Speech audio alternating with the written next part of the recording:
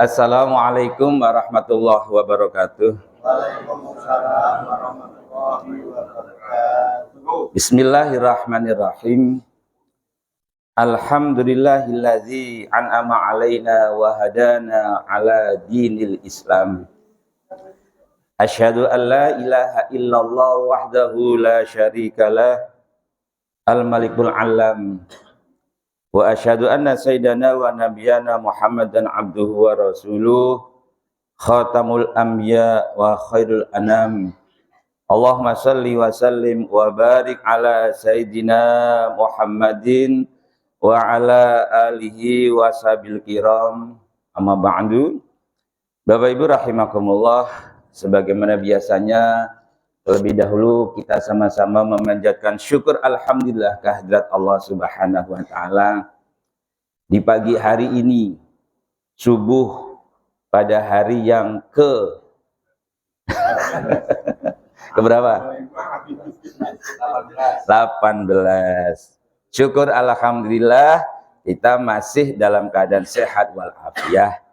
Mudah-mudahan puasa Ramadan kita hingga ketemu Idul Fitri masih tetap terlaksana, dan mudah-mudahan seluruh amal ibadah kita termasuk ibadah puasa diterima oleh Allah Subhanahu wa taala.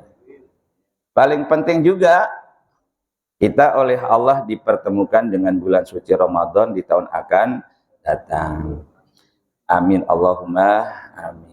Bapak Ibu rahimakumullah, kalau kemarin saya sudah menjelaskan tentang masalah talak.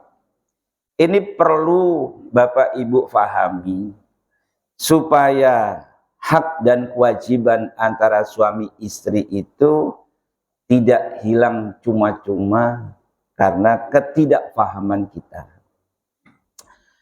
Jangan ada kata-kata enak jadi laki-laki itu gampang banget menceraikan istri.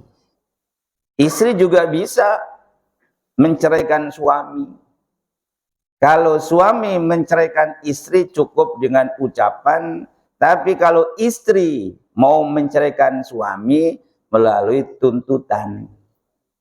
Kalau menurut kompilasi hukum Islam yang berlaku di pengadilan agama di Indonesia, maka seorang istri mengajukan gugatan cerai. Talak diucapkan oleh suami. Lalu si istri punya hak untuk menuntut cerai. Namanya khulu. Terus yang mengucapkan kata cerai siapa Bapak Ibu? Dalam hal khulu loh ya. Istri ya. Suami sinio, ya kok sinio itu apa ya? Ngomong sama suami, aku ceraikan kamu, cocok nggak? Nggak cocok. Khulu hanya sekedar tuntutan. Yang menjatuhkan kata khulu adalah suami. Kesimpulannya begini Bapak Ibu rahimakumullah. Khulu itu seorang istri minta cerai kepada suami dengan cara memberikan imbalan atau iwat atau membayar. Jadi bahasa kita membeli cerai atau khulu. Dan itu dibenarkan. Maka wanita itu jangan mau berada dalam posisi terpuruk dalam kehidupan berumah tangga, karena seorang istri itu punya hak. Memang betul di dalam hadis Nabi dikatakan afdhalul halal ilallah at-talaq. Yang paling dibenci oleh Allah dari perbuatan halal itu adalah talak. Supaya kehidupan rumah tangga itu tidak kisru, tidak timbul perpisahan, entah itu melalui talak, entah itu melalui khulu.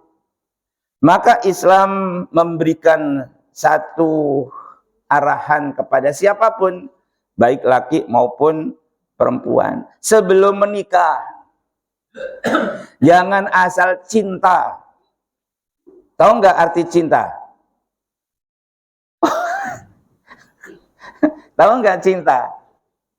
Cinta itu kata anak sekarang, itu singkatan dari CINTA. Kata si cowoknya nih pakai C, cium dikit dong. Kata si perempuannya, idih malu ah. N, nanti dilihat orang. Terus apa? T, tapi kamu mau kan? Kata si cowoknya.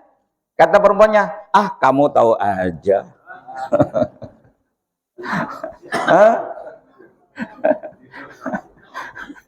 Itu kata anak sekarang. Itu kalau anak dulu kan enggak ya. Apa bedanya anak dulu dengan anak sekarang? Anak dulu sudah tua-tua sekarang. Anak sekarang masih muda. Maka oleh Allah dianjurkan, oleh Nabi dianjurkan, sebelum menikah itu harus mencari pilihan. Carilah pilihan yang terbaik. Maka saya pernah mengajarkan, bukan mengajarkan ya, saya bukan pengajar. Pernah menyampaikan, tolonglah Bapak Ibu itu berdoa. Walaupun anaknya itu masih bayi. Ya Allah, anak saya perempuan lagi. Perempuan. Nanti kalau waktunya menikah, tolong pertemukan jodohnya anak saya dengan laki-laki muslim yang soleh, yang cakep. Ntar dulu. Yang cakep iman Islamnya. Begitu. Yang cakep ibadahnya. Yang cakep nasabnya. Yang cakep akhlaknya. Yang cakep pergaulannya. Yang cakep rizkinya, yang cakep orangnya. Loh, kan enak kan? Lah kalau diijabah oleh Allah semuanya enak nggak? Enak. Begitu juga punya anak laki-laki walaupun masih bayi. Bapak Ibu berdoa, ya Allah, anak saya laki-laki, nanti waktunya menikah, pertemukan jodohnya dengan wanita muslimah yang cantik iman Islamnya, cantik ibadahnya, cantik nasabnya, cantik akhlaknya, cantik pergaulannya, cantik rizkinya, cantik orangnya, ya Allah, yang bisa diajak kondangan. Jangan ditambah loh yang terakhir ya. Maka kata Nabi Shallallahu Alaihi Wasallam, walaupun hadis ini berlaku untuk perempuan, tapi perempuan juga bisa melakukan hal yang sama. Tungkahul mar'ah. Wanita itu dinikahi. Li arba'in karena faktor 4 hal. Pertama, ini manusiawi. Li jamaliha. Karena kecantikannya. Cantik itu relatif. Ada orang, kata orang nih, ya sebetulnya nggak cantik-cantik amat. Tapi kata si laki-laki, wah bukan main.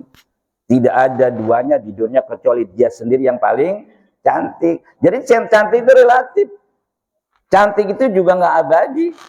Kan gitu. Nanti kalau sudah tua, cantiknya pudar. Li jamaliha. Ini manusiawi. Li maliha karena hartanya. Li nasabiha karena nasabnya. Dia perlu nasab ini. Ya. Li diniha karena agamanya. Fadfar bidzatiddin taribat yadak. Kamu cari yang agamanya itu cakep. Kamu akan beruntung. Kalau punya istri agamanya cakep, udah istri nggak capek-capek untuk ngatur, untuk mengarahkan. Si istri sudah mengerti bagaimana kewajibannya sebagai seorang istri, bagaimana kewajibannya sebagai hamba Allah. Tahu. Sebaliknya seorang istri juga begitu, asal jangan terima. Pilih-pilih juga. Yang pertama, li jamalihi karena kegantengannya, kecakapannya. Ganteng juga relatif. karena hartanya, kan gitu. Jangan menikah karena cintanya. Kalau cinta itu kan bisa pudar. Cinta kemarin saya katakan adanya di mana? Ada di hati. Dari mana datangnya lintah? Dari sama turun ke kali. Dari mana datangnya cinta? Dari mana turun ke hati. Hati, kolbun, mukallib, bolak-balik. Maka cinta itu bisa juga sekarang cinta, besok tidak. Maka jangan nikah memburu cinta. 4 faktor yang disabdakan Nabi ini perlu dijadikan pertimbangan. Bapak Ibu rahimakumullah, kalau sudah diarahkan seperti itu di dalam ajaran Islam, memilih pasangan yang baik. Kemudian ketika akad nikah juga diatur. Jadi Islam itu tidak sembarangan orang menikah. Tapi sekarang kan modalnya modal nekat. Gak punya kemampuan apapun langsung nikah. Padahal kata Nabi, ya ma'syara sabab, wahai para pemuda, manis tato'a minkumul ba'ata, siapa di antara kalian sudah punya kemampuan, mampu lahir batin, bisa menafkahi, bisa memberikan kasih sayang, itu perlu. Nikahlah. Kalau belum mampu ya jangan. Maka hukum nikah itu sama dengan kemarin sudah saya jelaskan, talak bisa wajib, bisa haram, bisa makruh, bisa mubah.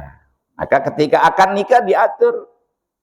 Aku nikahkan kamu dengan anakku bernama Siti Pelkenut binti Bingung. Nah, umpama. Dengan mas kawin dibayar tunai. Terus ada jeda. Oh ya Pak, saya terima nikahnya. Pakai oh ya Pak lagi. Ya, ada jeda. Gak boleh. Harus seketika. Aku terima nikahnya. Kenapa? Supaya ini benar-benar yakin. Jangan ada keraguan. Kalau masih ada jeda, dihitung sebagai bentuk keraguan. Maka harus diulang. Bapak Ibu rahimakumullah, kalau sudah terjadi pernikahan, Islam masih mengatur bagaimana hak dan kewajiban antara suami istri. Kalau umpamanya terjadi perselisihan di antara rumah tangga, maka selesaikanlah menurut petunjuk Al-Quran dan petunjuk Nabi Muhammad SAW. Kembali kepada persoalan khulu. Seorang istri punya hak untuk menuntut cerai kepada suami dengan cara membayar atau mengganti dengan harta. Harta itu bisa diambil dari mas kawinnya atau dari harta yang dimiliki. Pernah suatu saat terjadi pengaduan. Ada seorang wanita namanya Mukhtali'ah, istri daripada Qais bin Sabit. Dia datang kepada Nabi Muhammad SAW. Dia mengadukan perihal rumah tangganya dengan suaminya. Inti dari pengaduan itu, ya Rasul, saya sudah tidak sanggup hidup bersama suami saya si Qais. Kamu mau nggak memberikan kepada si Qais? Dulu dikasih mas kawinnya kebun.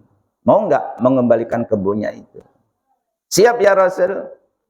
Lalu si Qais dipanggil. Qais, istrimu minta menyudahi pernikahan ini. Terus saya minta kebun yang kamu berikan dikembalikan kepadamu. Si Qais menerima. Maka terjadilah yang namanya khulu. Nah, khulu ini harus diucapkan. Kalau kita sebagai orang Islam yang tinggal di Indonesia mengikuti aturan hukum baik Islam maupun hukum yang diberlakukan di pengadilan agama yang sudah saya katakan namanya kompilasi hukum Islam. Ketika di pengadilan daftar dulu si istri, setelah 1 bulan suami dan istri dipanggil oleh pihak pengadilan dengan berbagai macam upaya supaya tidak terjadi perceraian, namun tidak bisa juga, maka majelis hakim akan meminta kepada si suami untuk ikrar. Ikrarnya ikrar apa? Ikrarnya ikrar apa? Talak apa khulu? Nah, ini bicara masalah apa tadi? Kok lali ya? Bapak Ibu rahimakumullah, ikrarnya ikrar khulu. Khulu itu hakikatnya adalah cerai. Tapi ada embel-embel si istri membayar kepada suami. Maka kesimpulannya khulu itu hakikatnya adalah cerai. Yang mengucapkan tadi sudah saya katakan adalah suami. Kalau suami mengatakan aku ceraikan engkau tanpa ada kata-kata dengan menerima imbalan, maka itu jatuhnya talak biasa. Kalau seandainya disebutkan aku ceraikan kamu dengan bayaran yang aku terima dari dirimu sekian, itu namanya khulu. Harus disebutkan jumlah pembayarannya. Kalau tidak disebutkan pembayarannya, maka cukup dengan menggunakan engkau terkhulu dari aku. Dengan kata-kata khulu itu otomatis harus ada pembayaran. Itulah mudahnya hak yang bisa dipenuhi oleh syariat Islam terhadap seorang istri. Jadi istri itu punya hak sama dengan haknya suami. Kalau suami mentalak, maka si istri bisa menggunakan haknya berupa khulu dengan cara mengajukan kepada pihak pengadilan. Kalau seandainya masing-masing tanpa di pengadilan, bisa nggak? Bisa nggak? Hah? Bisa. Kan tadi saya katakan ya, Mukhtali'ah, istrinya Qais, datang ke pengadilan atau datang kepada Nabi? Pada Nabi kan? Kenapa datang pada Nabi? Belum ada pengadilan agama. Belum ada, kan gitu. Nah sekarang, boleh nggak seseorang mendatangi seseorang yang ahli dalam hal urusan nikah dan talak, lalu si suami ikrar, secara syar'i jatuh, ikrarnya ikrar khulu. Boleh. Namun karena kita hidup di Indonesia, harus patuh terhadap hukum Islam dan patuh terhadap kompilasi hukum Islam, di mana KHI atau kompilasi hukum Islam itu sumbernya dari Al-Quran, sumbernya dari Al-Hadis, dan disepakati oleh banyak ulama setelah melakukan analisa yang panjang. Dimotori oleh Profesor Dr. Hazairin dan Profesor Dr. Hasbi As-Siddiqi, orang Sumatera Barat. Dari tahun 1986 kalau tidak salah ingat saya. Itu terus digodok. Terus. Sampailah pada tanggal 10 Juni 1991 ini diundangkan dan resmi menjadi acuan bagi seseorang yang sengketa pernikahan diajukan ke pengadilan agama. Apa akibat hukum kalau terjadi khulu? Harus dipahami bahwa khulu ini termasuk talak bain. Kalau dibilang talak bain, suami bisa kembali enggak? Halo? Bisa enggak? Bisa. Bisa enggak? Enggak bisa. Talak bain. Kembali itu bahasa pernikahannya rujuk. Rujuk itu bahasa Arab. Artinya juga kembali. Balen. Bapak Ibu rahimakumullah, talak bain yang disebabkan talak 3, seorang istri diceraikan masih dalam keadaan talak raj'i, talak di mana suami masih bisa rujuk. Kemudian rujuk. Terus dicerai lagi, masih dalam talak raja'i. Nah, dirujuk lagi. Terus yang ketiga, aku ceraikan kamu. Berarti sudah 3 kali. Ini namanya talak bain kubro. Kalau sudah dikatakan talak bain kubro, maka si suami tidak punya hak untuk, bukan kembali, sudah nggak ada lagi kembali. Kan rujuk kan kembali kan. Tidak ada hak lagi untuk menikahi. Kalau rujuk mah gampang Bapak Ibu. Ini maaf banget. Rujuk itu tidak perlu saksi. Rujuk boleh jadi melalui perkataan. Boleh jadi melalui perbuatan. Dapat 1 bulan, si istri dicerai. Tahu-tahu kangen, istrinya dicium. Rujuk bukan? Rujuk dalam bentuk perbuatan. Atau si istri diajak tidur bareng, itu rujuk. Makanya nggak perlu saksi. Lah kalau pas tidur bareng pakai saksi nggak? Ya nggak perlu. Makanya nggak perlu saksi. Tapi kalau sudah talak bain kubro, maka suami tidak bisa merujuk. Sehingga persyaratannya seorang istri yang sudah diceraikan talak bain kubro, istri harus menikah lagi dengan laki-laki lain. Tanpa ada rekayasa. Dan ditunggu sampai diceraikan. Kalau istrinya betah dengan suami kedua, nggak diceraikan juga, ya alhamdulillah, berarti suami kedua adalah suami yang terbaik. Setelah diceraikan, tunggu masa iddah. Masa iddah sudah selesai, ditanya, kamu selama nikah dengan suami yang kedua pernah tidur campur enggak? Enggak. Lah ngapain? Cuman dipelototin mulu saya. Enggak boleh. Harus nikah lagi dengan laki-laki lain. Itulah persyaratan yang berat. Tapi kalau seorang istri khulu, seorang istri menggunakan haknya khulu, jatuhnya talak bain suro, sehingga ketika si istri, suami ingin balik lagi kepada mantan istrinya, boleh, tapi dengan catatan harus meminang terlebih dahulu, harus membayar mahar juga, harus ada akad nikah yang baru. Lah kalau model seperti ini, istri masih mau apa enggak? Yang pertama sudah enggak betah, sudah menggunakan hak huluknya, terus mau dinikah lagi, mau enggak? Ya kalau saya jadi wanita enggak mau saya, kan untungnya saya bukan wanita ya. Ada pertanyaan Ibu Rahimakumullah, Bapak Ibu Rahimakumullah, silakan. Pak Yudi. Ya. Waalaikumsalam warahmatullahi wabarakatuh. Di mana? Enggak ngajak-ngajak. Saja saya bilang. Ya. Ini kan bersuami. Bungaku ya. Suami. Ya. Tapi suaminya di penjara. Berarti 6 bulan. Ya.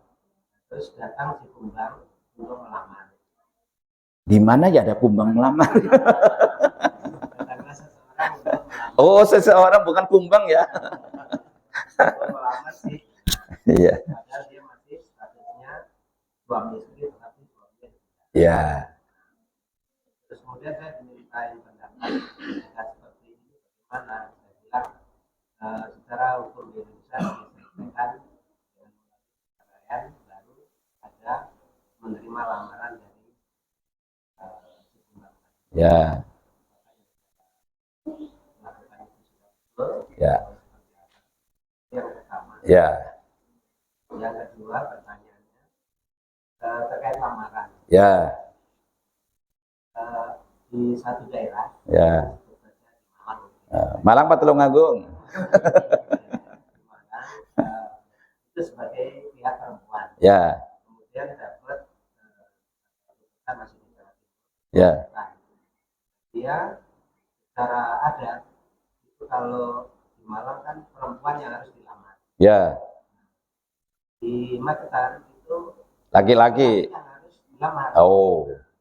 Seperti itu. Terus Ya. jadi dalam pendapat akhirnya salah satu harus mengalam itu adat yang di Malang. Ya. Perempuan dilamar. Ya. Pertanyaan saya, lamaran itu menurut Islam bagaimana? Oke. Cukup ya? Yang ketiga. Woi, oke tenang. Terus? Satu lagi ini masih menjadi ganjalan selama ini karena saya beberapa kali tukar pendapat itu ada solusinya. Oh. Satu hari saya mungkin agak melenceng dari Kajian. ini. Ya. Satu hari saya ditanya oleh teman saya yang Ya. dia nanya, kenapa Islam itu simbolnya bulan dan bintang? Udah. Ya. Bapak Ibu rahimakumullah, ada 3 pertanyaan. Yang pertama, bunga dan kumbang. Ada seorang wanita, taruhlah namanya Bunga. Suaminya di penjara sudah 6 bulan. Lalu datanglah kumbang meminang. Ini kumbang hebat ini, pakai meminang segala. Kalau biasanya kumbang itu hanya mengisap, meminang kan. Bagaimana hukumnya? Saya kasih, maaf, kemarin sudah saya jelaskan, ada seorang suami di penjara selama 5 tahun. Itu bukan serta-merta terputus pernikahannya, tidak. Harus melalui proses perceraian. Apalagi ini baru 6 bulan. Kalau seandainya si istri merasa tidak nyaman dengan kondisi suami yang melakukan kejahatan, entah kejahatan KDRT maupun kejahatan di luar itu, lalu istri menggunakan haknya, hak hulu. Kalau sudah dijatuhkan hulu, apakah perlu persetujuan daripada suami? Tentu. Maka harus menghubungi suami yang sudah ada di dalam penjara. Nah, kemudian setelah diadakan diskusi, suami oke lah menerima, saya kasihan istri saya dengan saya di penjara seperti ini, ibaratnya seperti itu. Kalau sudah jatuh hulu, tentu juga ada masa iddah. Nah, ini baru 6 bulan terus dipinang. Boleh enggak? Tidak boleh. Jangankan masih dalam status pernikahan. Saya pernah mengusir seseorang ketika saya jadi sekretaris RT di Jakarta Pusat. Ada seseorang baru dicerai dapat seminggu, orang ini menikah. Lalu saya panggil karena ada aduan dari masyarakat. Dia ngontrak, Bapak, konon kabarnya Bapak istri baru cerai. Iya Pak Ustadz. Terus berapa lama? Baru seminggu. Ada buku nikahnya saya minta. Ternyata buku nikahnya itu tidak ada stempel, tidak ada foto. Kemudian nama menterinya berbeda dengan menteri yang saat itu. Akhirnya saya lihat alamatnya, saya kirim surat ke daerah itu. Akhirnya pihak penghulu di daerah tersebut datang ke Jakarta, minta maaf kepada saya. Bapak nggak perlu minta maaf kepada saya. Bapak harus minta maaf kepada Allah. Kenapa? Pernikahan si ibu dengan si bapak ini tidak sah karena masih dalam masa iddah. Saya panggil kedua suami istri itu, saya suruh pisah, dia nggak mau. Kalau tidak mau, mohon maaf Pak, saya sebagai orang yang bertanggung jawab di wilayah ini, saya tidak mau ada warga saya yang melakukan perbuatan dosa zina terus. Bapak mau tinggal di sini atau pindah? Silahkan. Akhirnya dia pindah. Tanggung jawab saya sudah selesai. Sebagai yang mengelola wilayah itu, dan secara moral saya sudah menyelesaikan tanggung jawab saya. Sehingga tidak diperkenankan ya pinangan tadi, hukumnya batal. Jangankan masih dalam status suami, kita bukan kita ya, kalau kita termasuk saya. Oh dia, Pak Yudi ya. Kata Nabi la yakhtubu khidbata akhihi. Jangan kamu meminang seorang istri yang sudah dipinang oleh orang lain. Jangan. Kenapa? Hukumnya haram. Pernah suatu ketika saya kedatangan tamu, terus dia bercerita, Pak Ustadz, saya ketika mau minum, ternyata di gelas ada ularnya segini. Terus padahal gelasnya itu dimiringkan, tapi ada ularnya. Saya tanya, Ibu dulu proses pernikahannya seperti apa? Ketawa dia. Kok Pak Ustadz nanya begitu? Enggak, saya pengen tahu aja dulu pernikahan Ibu seperti apa. Sebetulnya saya sudah dipinang oleh seseorang. Lalu saya dipinang oleh suami saya yang sekarang. Lalu saya menikah. Saya bilang, Ibu tahu enggak keadaan orang yang pertama meminang Ibu hingga sekarang dia belum menikah. Supaya Ibu lepas dari ular, Ibu datanglah ke orang itu minta maaf. Cuman minta maaf doang. Jadi ketahuan bagaimana dia setiap minum di gelasnya ada ular. Maka hati-hati. Nah, kasus seperti itu banyak terjadi karena ketidaktahuannya tentang hukum bagaimana meminang seseorang. Si kumbang udah selesai ya Pak Yudi ya. Yang kedua, masalah lamaran. Kata Nabi Muhammad Shallallahu Alaihi Wasallam ketika Umar bin Khattab mau menikahi seseorang, itu tidak boleh kata istilah di Indonesia seperti beli kucing di dalam. Yang kasihan siapa itu? Kucingnya. Membeli kucing dalam karung, kan gitu. Ya. Bapak Ibu rahimakumullah. Kata Nabi, fadhhab fanzur ilaiha.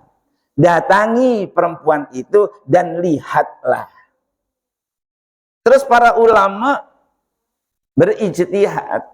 Bolehkah seorang laki-laki melihat wanita? Boleh, hanya dua hal, wajah dan telapak tangan. Kemudian Nabi menyuruh, kalau mau menikahi wanita, perintahkanlah seorang wanita untuk mencium tengkuknya si wanita yang mau dipinang. Kenapa? Karena kalau wanita pakai apa namanya nih? Hijab, pakai jilbab, berkeringat, yang bau itu di tengkuknya. Bener nggak? Belum pernah mencium tengkuknya ya? Iya, cium aromanya. Kalau tidak bau sesuatu yang tidak nyaman, berarti ini wanita bersihan gitu. Ya. Nah, Bapak Ibu rahimakumullah, ini aturan-aturan kecil tapi menentukan.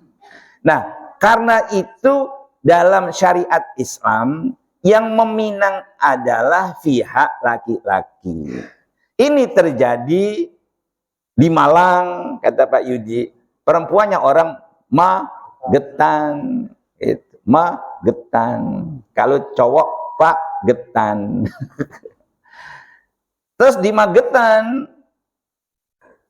perempuan yang meminang laki-laki. Di Malang yang meminang laki-laki. Sebetulnya bukan hanya di Malang, walaupun saya orang Malang, saya tahu kan gitu kan. Ya banyak di daerah manapun yang meminang adalah laki-laki. Cuman ada daerah tertentu. Ya, di Sumatera juga ada, di Jawa ada, mungkin di tempat lain juga ada. Dulu di daerah Banten juga ada itu yang meminang perempuan. Dulu, sekarang alhamdulillah sudah berubah. Boleh nggak? Meminang itu hakikatnya, hukumnya bukan sebagai rukun nikah. Kalau ditanya, sah nggak nikahnya? Walaupun yang meminang itu perempuan, sah saja selama memenuhi rukun nikah. Calon pengantin laki, calon pengantin perempuan, ada saksi, ada wali, ada ijab, qabul, 5 hal terpenuhi sah. Ini adat. Hal minang meminang. Intinya bagaimana berkolaborasi, kata Pak Yudi, akhirnya si istri ngalah mengikuti adat Malang. Kenapa ngalah? Enak orang yang meminang Laki-laki. Coba mengikuti adat di Magetan. Yang meminang siapa? Yang keluar biaya siapa? Makanya ikut adat.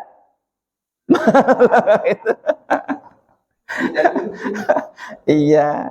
Terus yang terakhir, Pak Yudi ditanya, Pak, kenapa sih yang nanya non-muslim? Kenapa sih dalam Islam itu logonya bulan, bukan bulan ya, bulan sabit ya, bulan sabit dan bintang. Itu tidak ada ayat Al-Quran, tidak ada hadis Nabi, kan begitu. Itu hanya sekedar akal budi manusia. Nah itu. Kenapa ambulan itu banyak yang wing, kenapa? Supaya gampang, coba kalau bunyinya duar. Kan nggak enak kan? Itu wing. Kenapa yang muter itu kitirannya? Kalau mobilnya yang berputar kan kasihan jenazahnya kan? Iya, maka yang muter itu ya. Jadi gitu ya Pak Yudi ya.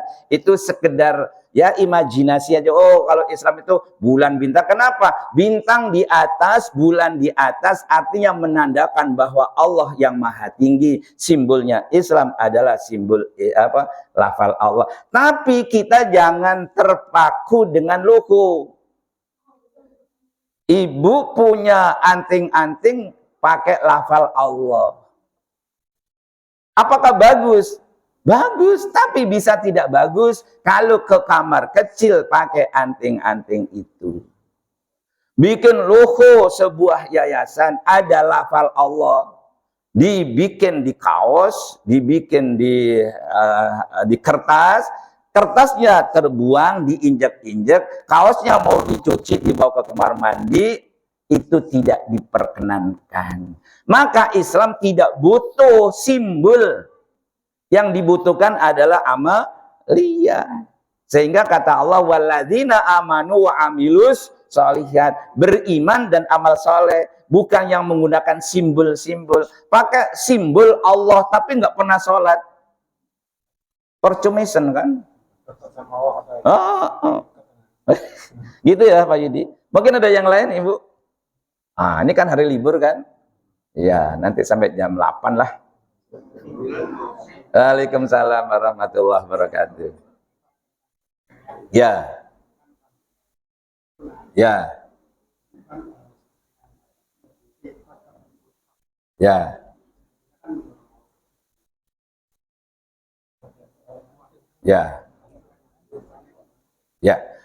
Bapak Ibu rahimakumullah, saya kemarin sudah menjelaskan kalau terjadi perceraian yang menjadi korban itu tentu anak. Nah sekarang bagaimana ada perebutan hak asuh? Dalam fikih Islam disebut hadona. Maka majelis hakim akan mempertimbangkan.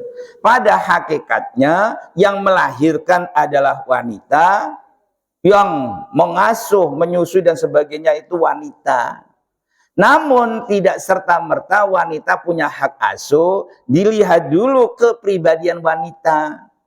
Lah kalau si wanita ini tidak punya kasih sayang kepada anaknya, dia tidak peduli, maka majelis hakim akan memenuhi tuntutan dari mantan suaminya.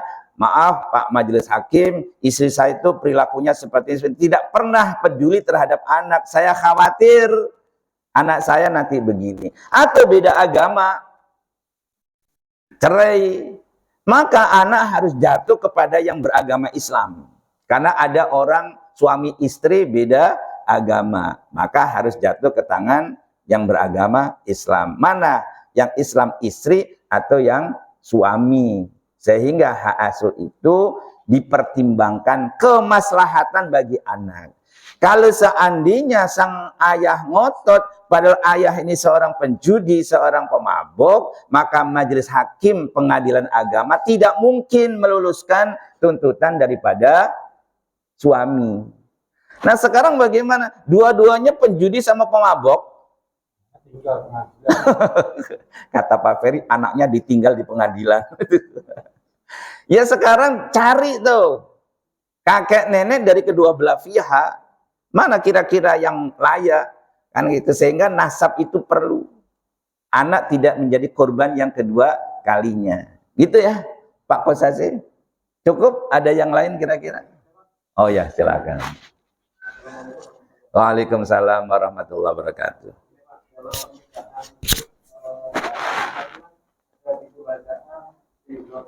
Ya.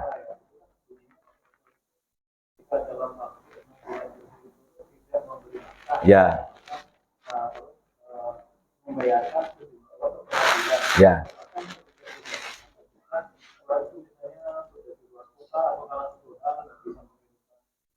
Ya.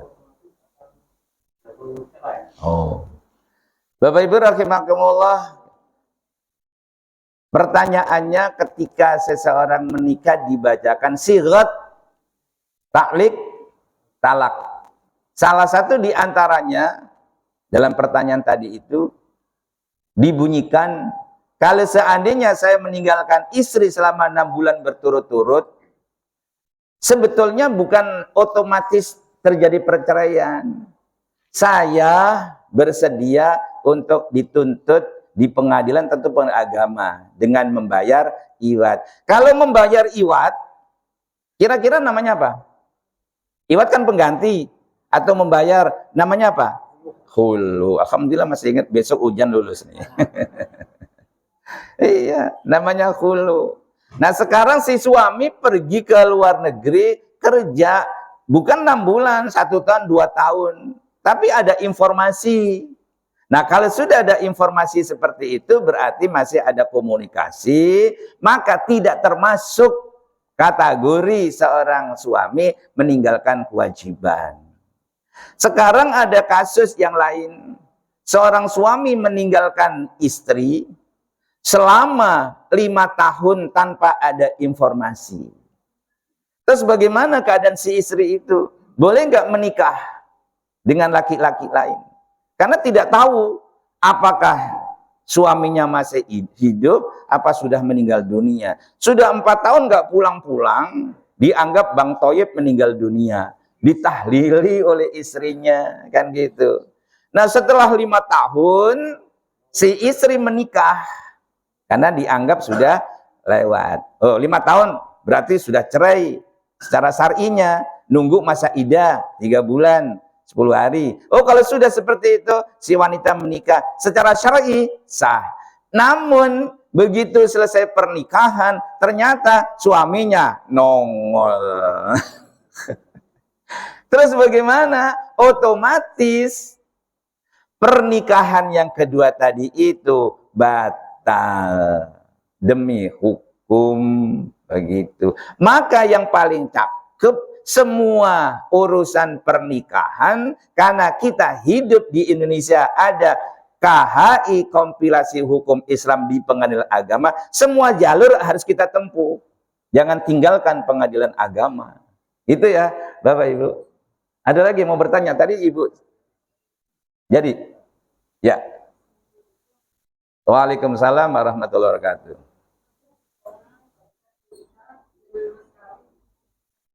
Pergi haji. Ya. Ya.